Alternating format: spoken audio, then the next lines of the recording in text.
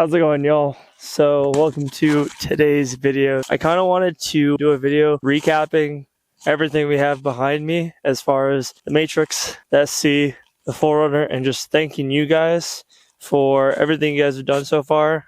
2024 was an insane year because of you guys and everything that we've done, so I'm super proud of it. I made like a recap for you guys of all the videos that I've done thus far this year, and then we're gonna get into some exciting news after the whole recap is done. It's not that long, I swear, so just stick around to the end and you guys will appreciate it. Let's start the intro. Let's go.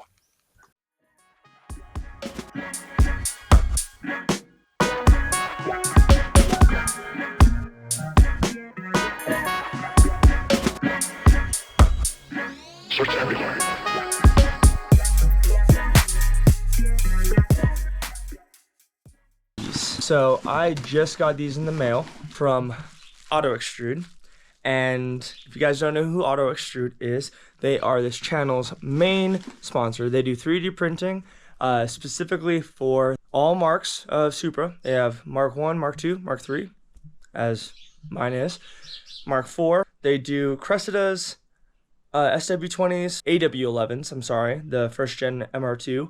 They do Celicas, and they do the SC300, SC400, and Soar, obviously. So it looks like there's still a gap on the backside. And obviously, guys, I'm trying my best to figure out how this mounts. But from what I can tell, I would definitely 3M tape this up, though, on the sides, just to make sure that everything is nice and fits well. When you go onto the website, anything for an SC300, I'm not sure about a Mark III yet, I'll get back to you guys on that, but anything for an SC300, anything on their website, they have given me a 10% off discount code that I want to share with you guys. So go to the website, add things to your cart that you're already gonna want anyways, and then in the discount code section, I want you to put in, so Hammer Down is going to be the code. I'll put it on the screen right now, but that's going to be for 10% off the entire SC300 product listings on Auto Extrude. So we are going to go ahead today and we are going to basically pick up an engine for this car. It's not perfect, it's far from perfect. I don't even know what condition it's in, but it's a great candidate for a rebuild, which is exactly what we're doing on this channel with Hammer Down Restorations. Our job is to take engines, mostly Honda, Toyota, Nissan engines, and completely restore them to like new head gaskets, the whole 9 yards, going to 0 miles. And if they need rotating assemblies like pistons, crank, and all that kind of stuff, we can, you know, figure out as we go. But I want to do very like clean restorations where yes, we'll clean the piston heads, yes, we'll do all that, yes, we'll make sure that all the piston rings are in the right specification. But like, perfect example of why this car is not where it needs to be. So I just shifted from 5th to 4th, and to make it up this hill, I have to go at least 35 to 4,000 RPM just to make it up this hill. And that takes a lot of gas. That really takes a lot of gas. There's more potential in this car, and that's what I want this car for. The overall plan for this build is to just be a camping, go out to the desert, have fun build where it will look nice. It won't be a show car by any stretch of the imagination, but it will look nice. And you know, if I want to take it to shows, I can, but this is gonna be my off-roading, go into the sticks. I just want to go out on a bumpy road and have fun and know that this rig will be able to handle it.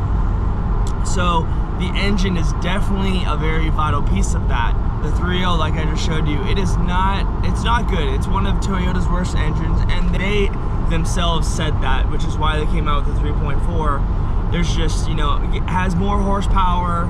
It's the same design. It actually uses the exact same engine mounts. The only thing you have to switch over is the oil pan. And there's a bunch of videos swapping the 3.4 in for the 3.0 in the second and first gen trucks that came with the 3.0. So this series is going to be me going 3.4 swap and doing it as efficiently and as cost effective as possible, but at the same time it's also going to be a build series on this 4Runner, which I feel like this 4Runner has done a lot for me, and it deserves it more than any other one of my cars. This thing has been through it, and it keeps pushing along without any type of problem. I want to be one of the very few people to do a 3.4 swap in my 4Runner while keeping IFS, which independent front suspension. And here's why. There's nothing wrong with going single axle swap or SAS. I just don't want to do it because if you run into something out in, you know, in the middle of nowhere, like a problem or something breaks, it's gonna take a lot to fix. I'm just gonna let you guys know what is going on in this clip because, well, things got bad real quick. So I'm looking like I'm enjoying my time, and trust me, I was so excited. My car was working, transmission was working. This was the last thing I was thinking about, obviously, but right about here is where I shifted it from 5th to 4th because I was trying to keep my RPMs up, and you can see this car passing me.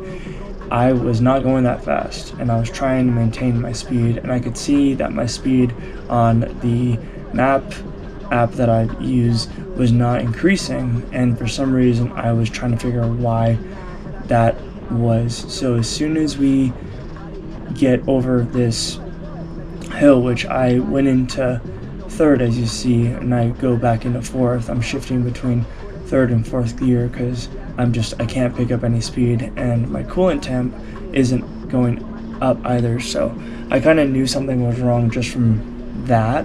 So I kept going from 3rd to 4th, trying to figure out why I wasn't getting any speed, and I should have known what was happening because my S300 was doing the same thing. So there you see I shift into from 3rd to 4th, trying to figure out what's going on because obviously I'm kind of, you know, my heart's racing. I don't know what's going on, and I can't seem to get speed at all. Luckily I was going down hills, so I'm picking up speed that way, but I'm trying to get as much speed going down as possible because I can't pick up any speed at all. So I'm trying to figure out what's going on, and in my S300 before the same symptoms happened, and what was going on was my radiator actually blew. I guess it was leaking fluid, and I guess I overheated the block, or I overheated the radiator, and too much pressure happened and it blew because there was not enough water to air in the radiator. So here I'm trying to just, you know, be like, okay, I can figure this out, no problem at all. I'm just gonna keep driving, and I get into 3rd, and I'm trying my best to keep RPMs and just keep getting as much momentum. So I turn my turn signal on, trying to get into the right lane so people can pass me because I'm not going fast at all. And you guys can probably see, I think even here I go into 2nd gear trying my best to like keep the RPM, and it's just not working at all. And the coolant temp's not changing, it's staying the same. So I'm guessing that it was basically where the coolant temp wasn't working right. So I keep shifting from 3rd to 4th, trying to get some kind of speed, and it's just not working. So I go from 4th to 3rd again, just trying to keep my RPMs up so I can keep the motor rotating. And right about here is when I decide to get off, because this is the turn that I'm trying to get off of, and this is when my car totally stalls out. I didn't get in 2nd fast enough, so turns off.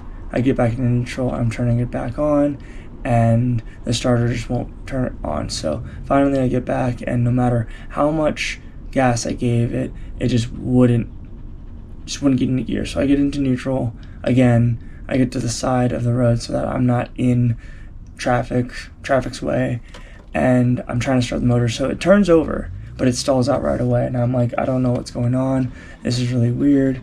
And I think at this point, that's when the motor kind of overheated a little too much, which it didn't show me, but I got it turned on, and I was trying to get into gear and just rev it up as much as possible. So I keep trying to turn it on this entire time, put my hazards on just so I can keep turning it on. And after this whole part, I really didn't film much because I was trying to figure out what was happening.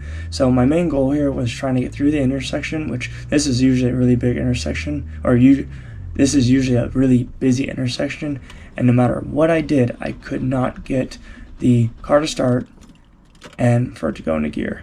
And I was trying to figure out the entire time what was happening, and I just couldn't figure it out. And it wasn't stressing me, but at the same time I was like, oh, okay, like out of everything that could have happened, this happens. Like, why? So I put the hazards on, and I proceed to call my buddy and tell him that I am not being able to get there, and he has to come pick me up. Previously on this video, the cause of this engine blowing is that I didn't put enough coolant in it. Yeah, so I was kind of upset, pretty positive that's what happened to the Mark III Supra. All three of these are the result of just not topping off the coolant and having air bubbles in the coolant, so that's what happened to this. I have no engine in the car anymore. You got this thing over here, and definitely in rough shape. So that is one of the engine mounts. It goes right here. And that is the other engine mount right here. So new engine mounts. Thankfully all you have to do is replace this. But yeah, this engine mount is toasted. So, and some oil's coming out of it. So I'm gonna get some new engine mounts. We got this thing up on an engine stand with a lot of difficulty. I wanted to show you guys what the oil in this looks like. So without further ado, we're going to take this off and we're going to inspect it. So let's do that right quick. There's definitely some, yep, there's some glitter in there. I can definitely see some glitter in there. That's a mocha. That is coolant. Yep. Well, blew the head gasket. That's for dang sure. I can definitely see some glitter in there. It's a rocky road. Oh yeah, you can see all the glitter. Oh Lord.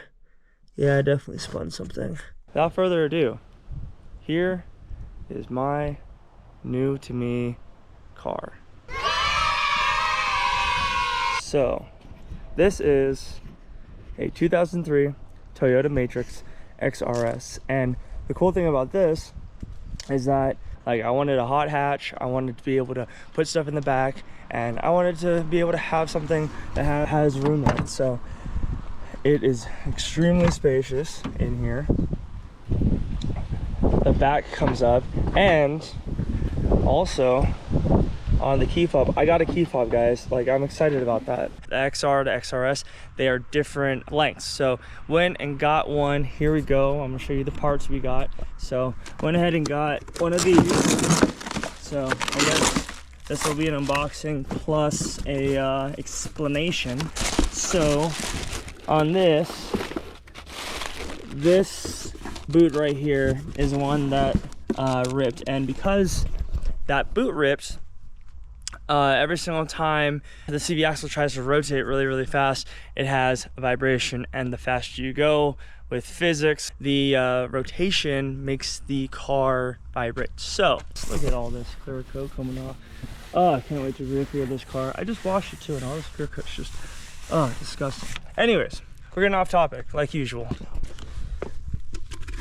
Also, I figured I should probably show you guys the damage, since if you guys have this happen to you guys with your Matrix or Corolla, then you guys know how to fix it. But yeah, that boot right there is ripped, and so as soon as the all the grease is gone already, but as soon as it gets up to speed, it starts to vibrate, and you don't want that. So yeah, that is the reason why we are replacing it, because that boot is shot and you just get vibration at higher speeds. So that's why we're replacing.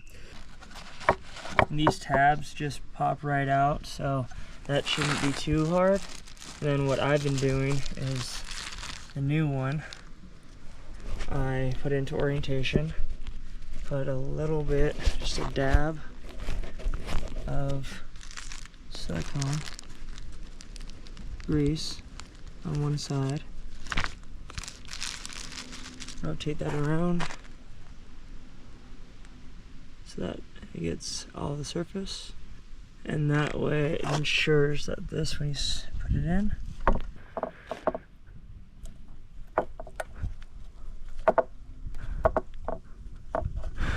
we got that going. And then all you're gonna do is wipe all the grease off, take your screwdriver and pop these tabs back in, and you're good to go. That's how you install one of these new seals nice and flush. And then also on this, just to let you guys know, there's a little bit of a break right here where the timing cover is. There's some RTV, like some gray RTV from factory on both sides. Clean all of this up and make sure to scrape all of this off. I only use FIPG Toyota seal packing for all pan camshaft housings as well, so I'm gonna go ahead and use that right here, and then we'll be good to go. And also, just for you guys to know, the oil filter I use is a YZZ F1, so if you guys want to use the OEM filter, this is going to be the one to go with. It's a Corolla too. It's a Matrix, bro. This thing is nutty. Oh my god, that sounds so good though. That sounds so good. I don't even care if it doesn't have an exhaust. Like, you can hear it. This shifter feels insane. Not only does it recede it down farther, which I'm gonna be getting another shift boot and another shifter here soon, but like, yo. So reverse, and you can actually feel like reverse. Instead of like going here to first, you can feel how reverse wants to go. But like first, second, third, fourth, fifth, sixth, like, it is really stiff because obviously it's brand new and hasn't been broken in yet, and I can't wait till the shift boot and the shifter come. But dude, like, that just feels so good. So let's go right there. Okay, so first, that is a whopping 4 inches. The climate control is, so let's go ahead and go into first. Okay, so first we are at, so let's go center line. We're at 7 inches. That's insane. We're gonna flip this around and we're gonna go from neutral to seconds. That's 2 inches. Oh my god, that's insane. Okay, so now we're gonna go, so we're right there at the center line, first to second. That's a whole 3 inches of travel from first to second. All right guys, so that was a lot, and it was all because of you guys. So mahalos for everything you guys done. I mean, shoot, we have the fleet in the background because of you guys. Like, this car right here, this Matrix, wouldn't be possible without you guys. All the support you guys have been giving the videos. The 4Runner has been killing it lately on the content, so I'm super stoked for you guys, you know, just watching my videos and subscribing and just being a part of the Ohana. I really appreciate that for sure. And the SC and the Supra, we're going to get into that for sure. So if you guys haven't already, definitely subscribe to the channel to see those things get rehauled. Getting the SC back and running for track time, getting the Supra back up and running, so that it's my one and only turbo car as of right now. So I really want to get it up and running to feel the, you know, the boost and everything like that. It's going to be something I'm really excited about. The things we've accomplished in 2024 is things that I never thought I would have been able to accomplish. And honestly, the move up here to where I am living now was for the channel, for you guys, to be able to make better content, get better equipment, and just to explore more, you know, get out of the city, get into somewhere more remote, and enjoy my time wrenching on cars and bring them back to life, showing you guys how to do things and explaining things to you guys as well as myself, because I'm no expert. I'm learning as I go, and I love the fact that you guys are always there to support me no matter what happens. You guys make this channel, so I'm very, very appreciative mahalo nui loa for that, for you guys just having my back and never letting me not do my best, like never letting me settle, for always pushing me to that next level, and you guys enjoying the videos that I do make. So thank you guys so much for everything. I mean, shoot, we're gonna have way more things happening in 2025, but I feel like it's always a good thing to look back at what we have done so far in 2024, because without this last year, where we are now is insane compared to where we were. 2024 was a lot of ups, a lot of downs, a lot of changes, a lot of different life changes. We have done it. I mean, this was probably the transition that I've done is probably the hardest thing I've had to do thus far, and in this journey on being on YouTube. And I mean, we went to SEMA, got another car, which was super cool. Best daily ever. Just a lot of good things happened. So I'm hoping to keep that going into 2025 and just keep pursuing the things that I love to do. Mahalo nui loa so much for everything. If you guys haven't already, definitely subscribe and like this video and drop a comment down below. What do you guys want to see for 2025? What do you guys want to see us do? Because obviously all of these projects are going to be improved, modified, and most of all, running again. Those are the three main goals we have for 2025. So again, thank you guys so much, and I'll see you guys in the next video. And always remember, guys, never forget, always stay positive, and stay true to who you are. Let's go. Mahalos, guys. Gee, shoots. Lego. See you in the next one.